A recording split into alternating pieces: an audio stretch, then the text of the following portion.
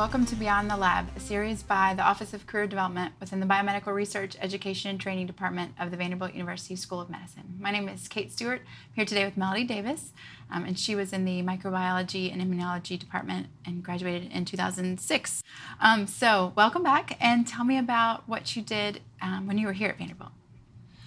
So when I was here at Vanderbilt, I was in the Microbiology and Immunology Department, the Chris Aiken Lab, which was a lab that was focused really on basic virology, even though it was in the Microbiology and Immunology Department. So I did a lot of BL3 work, and I also participated and led the AIDS outreach program at that time and tried to keep that going for the years that I was here, and then was also in student government. Okay, so what did you do right after Vanderbilt? On the Saturday that I walked, the Monday after, I started at Teva Pharmaceuticals. So it was complete serendipity to get a medical science liaison that quickly. I had taken the time between my defense and then the walking to get out there and kind of determine what path I wanted to take forward. Okay, so tell me about that time and probably the progression until now. So any of your career highlights would be great. Okay, so now here's the soliloquy. So I knew that I didn't want to stay in academia necessarily, although I had been told that I would be good in it, and I just didn't feel like that was a fit for me. So in that period of time, I considered things that I had enjoyed doing in grad school. So I had really enjoyed teaching. I did an extra stint as a microbiology lab instructor for the med students and revamped all of the coursework for that particular semester elective, and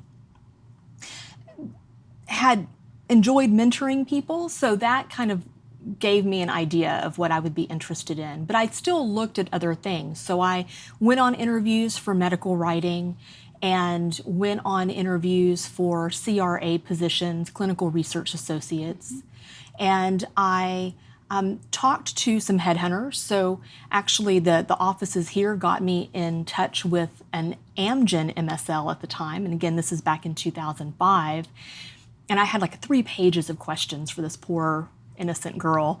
And I thought it was really interesting what she had said. I had heard about the role even as an undergrad in Texas, but really didn't know anyone who had actually done it. I also considered being a patent agent and going that route. And in fact, I had a colleague in the lab next door to me that did go on to law school and is a patent agent now. So that's certainly a viable opportunity for people. And I found that the MSL role sounded so intriguing, and this idea, at least in the way that I conceived of it at the time, of being able to keep up on the science, keep learning and knowing new data, but also conveying that information to other people and helping physicians do the same.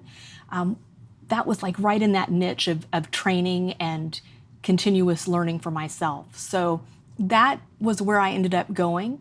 And again, complete serendipity. The MSL role is super competitive to get into today. There are lots of people that want to get into it. It just so happened that I found the right company at the right time and I was the right fit for it. So after my phone screen interview, I then did a 1-day interview process. And at this company, you went from person to person in different rooms in a hotel and had sequential interviews with these individuals. And gave a little song and dance presentation, which was based on my graduate school work. And at the end of that day, the hiring manager, who was the last person I had spoken to, told me at the end of the whole talk to stop looking, you're it. Now, I didn't know as a grad student that that was not supposed to happen that way, that this person was supposed to thank me kindly and show me to the door, and then they were supposed to go back together and reach consensus as a group. Had no idea. And now having hired MSL since then, I look back on that and think, how did that ever happen? It also, one of the keys to this was that I was willing to relocate wherever I needed to go. So that was one piece of advice that a headhunter had told me, that to get your foot in the door as an MSL, you have to be willing to take the company that's willing to teach you the business aspects of it. And so the job that I actually interviewed for was an MSL position in Minneapolis, which was not a location I was keen to go to. I'm originally from Houston. Nashville was essentially the furthest north I was willing to go for grad school, and I almost froze here several years. So Minneapolis, like that just sounds really, really bad. And then after I did some investigations about winters there, it sounded even worse. But I was going to do it. I was going to go into this interview and take the job if it was offered to me and tough it out. And in the middle of the interview, she said, well, we have this person who actually wants to go to Minneapolis, but we have this other position and it's in the Bay Area. I don't know if you'd be interested or not. And my only experience of the Bay Area had been a conference, a CROI conference I had gone to several years ago in San Francisco as a grad student. Yes, I was interested in the Bay Area. So I walked out of that interview with a job in a location I had actually, never lived in, never been to before. And they wanted someone who had immunology background, specifically neuroimmunology background, although they didn't articulate that at the time. And I was lucky enough that my hiring manager didn't know to look closely at what my PhD work was in, or she would have seen that I was working on HIV, not really doing any actual immunology. There's not a single facts plot to be found in my dissertation. I did a lot of reading from that point until I got into the job on neuroimmunology, immunology, boning up on all the things that I just had never had to use in my dissertation. So that was complete serendipity. But I was so glad that it happened. So I moved across the country to Sacramento, had never been there before in my life, and figured out how to be an MSL and the MSL that they needed in that territory. So I stayed in that role for years.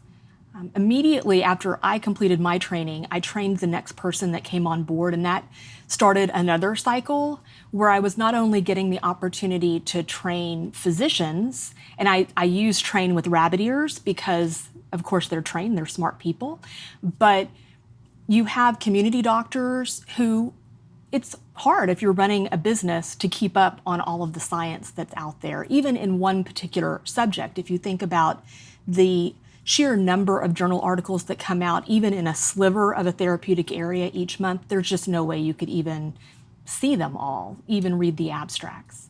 So for those physicians, they actually do need education. They do need updates about what's going on in the field, what has medicine uncovered. And then you have the other spectrum of the researchers that are doing clinical research, are the people that know everyone in the field.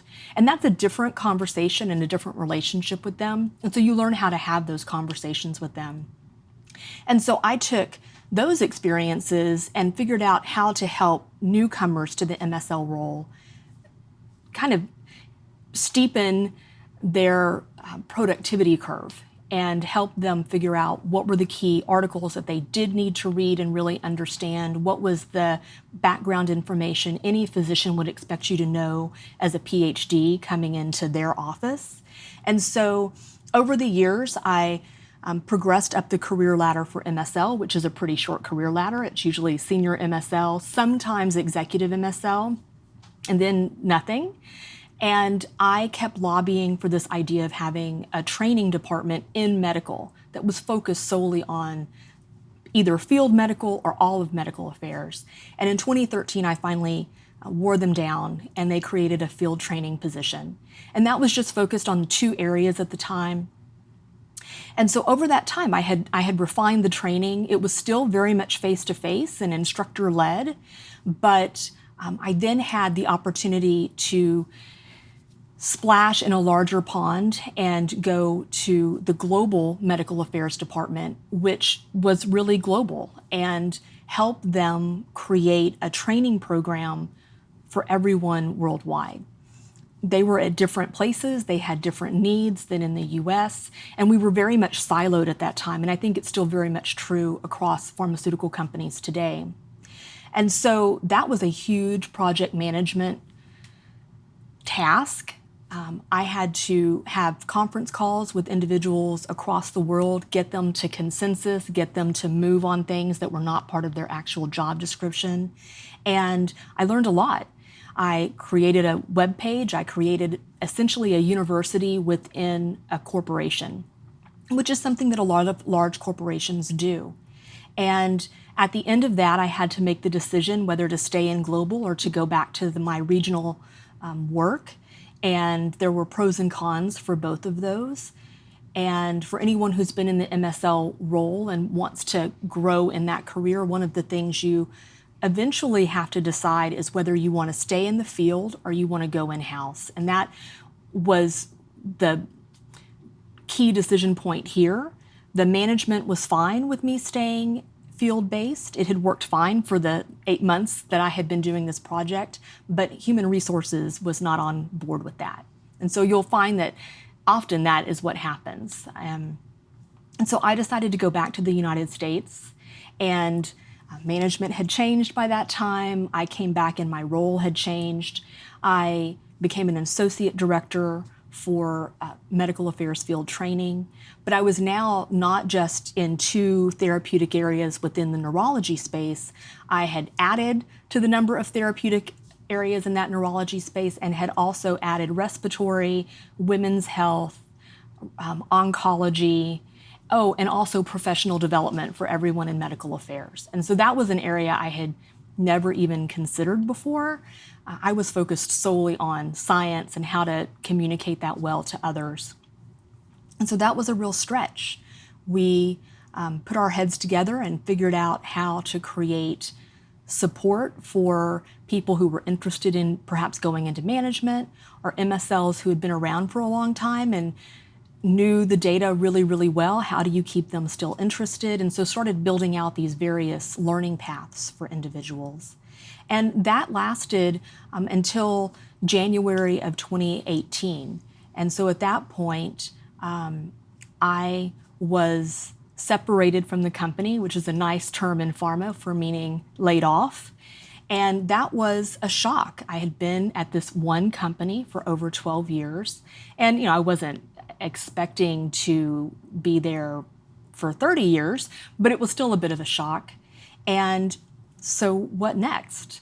And so I had identified a gap doing my work, that it was hard to find people who had scientific backgrounds, that knew instructional design, were interested in creating training and supporting medical affairs.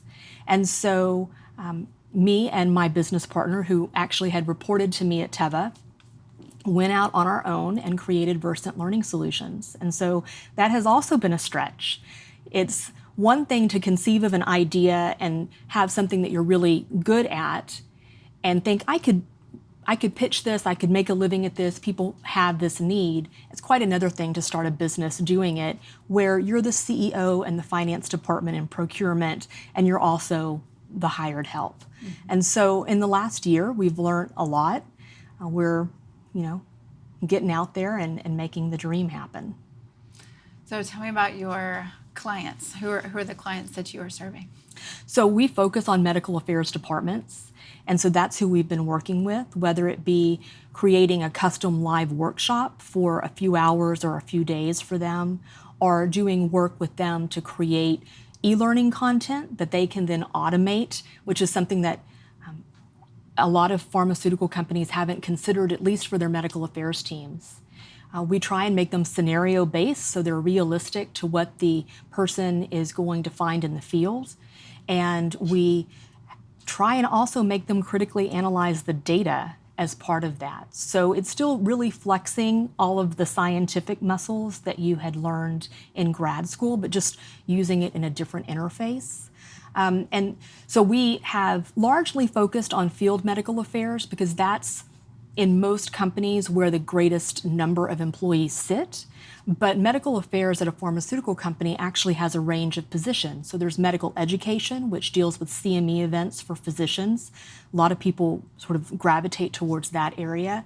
There's scientific communications, which is really focused on creating the abstracts that you see at congresses and the papers that you read in the journals. So that is where a lot of PharmDs find themselves for some reason. But there's pharmacovigilance, there's clinical operations, there are medical director positions where you're devising protocols for phase 3 and phase 4 studies.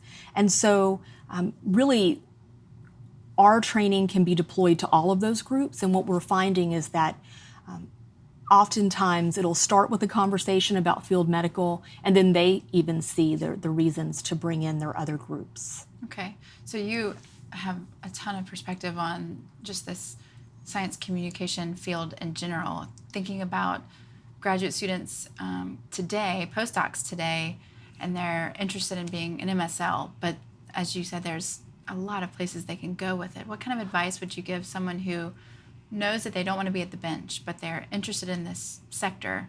Mm-hmm. Where do they begin to know what the right decision is to make? So reach out to your network that you already have. If you have friends who have gone into pharma, have candid conversations with them about what they like and don't like. Even ask to spend a day in their home office or see their calendar and sort of get a feel for that. For an MSL in the field, most companies will say that they expect you to spend 3 days out of the week in the field seeing physicians. And that may mean overnight stays, depending on how big your territory is. Think Midwest versus Southern California, where you're home every evening, although you've been in traffic for 7 hours a day. So you have to sort of weigh that. And I would do informational interviews. So LinkedIn is there. I will open my network to pretty much anyone and have an informational interview with them. But when you come to that interview, have actual questions. And I think that they could use, just in general, some contemplation about what networking actually means. So in my experience, I've had people reach out to link with me, be part of my network, great. Ask me questions, great.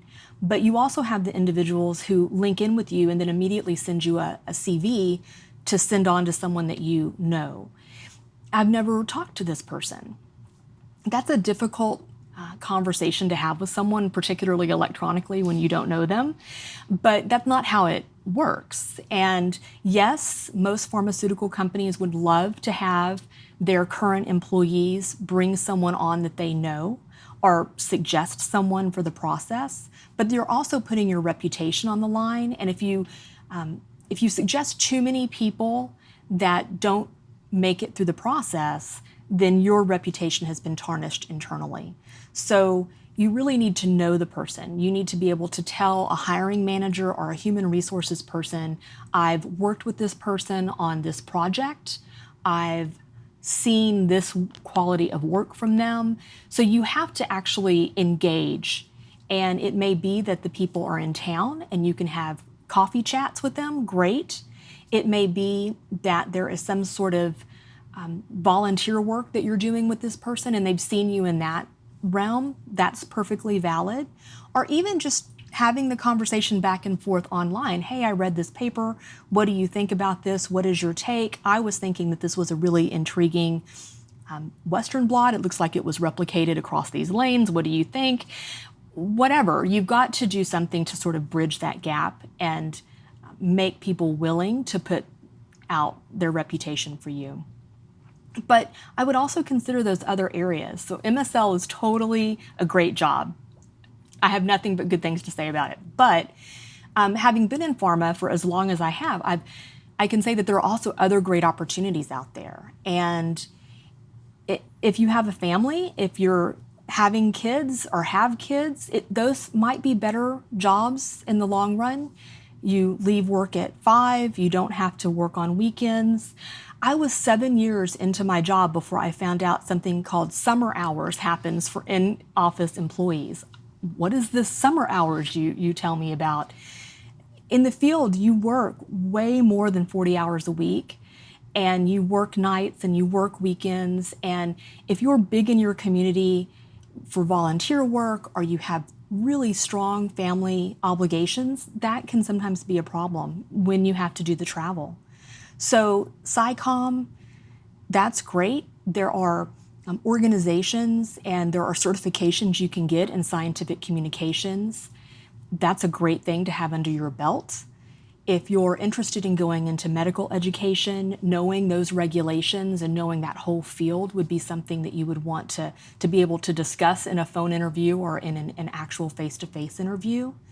If you're interested in the medical director route, for some companies that's only open to MDs, but smaller biotech companies are open to PhDs being in that role. But you need to understand the clinical trial process. You need to understand good clinical practice, good manufacturing practice. There are classes and certifications you can get in that.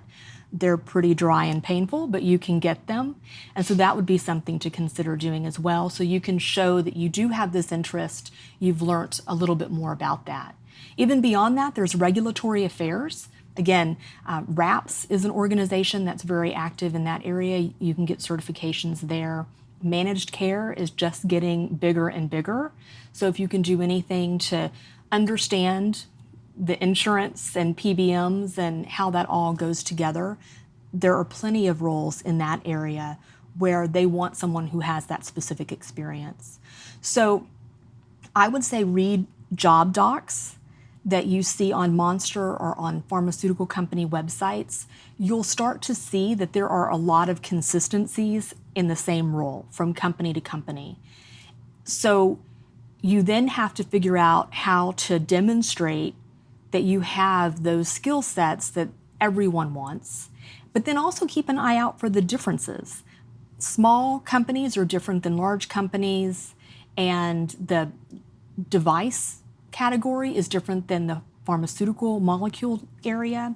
There are even veterinary MSLs, which is not an area that many people think of. So you kind of have to just go outside the box a little bit. Some people have spreadsheets where they map out, for each job doc, how many times they see this certain criteria. And for new MSLs or for people who haven't yet had that first MSL experience, the biggest problem is that they're thinking like a scientist. They're thinking about a CV. They're thinking about what their publications are. And at least in pharma, that's not going to get you the job. What will help is recasting the things that you've been doing at the bench in business terms. So that paper that has you on it, but also some people that are across the country, that's collaboration. And that's a big business keyword. If you mentored someone for 6 weeks, whether they stayed in the lab or not, well, that is mentorship, another big keyword in business. You managed to get a dissertation done, that's called time management and project management. And so those are things that you need to learn how to apply in the business sense and just recast the experiences that you already have in a way that's going to be intriguing for a hiring manager. Awesome. Thank you so much for your time. I really appreciate it. Thank you.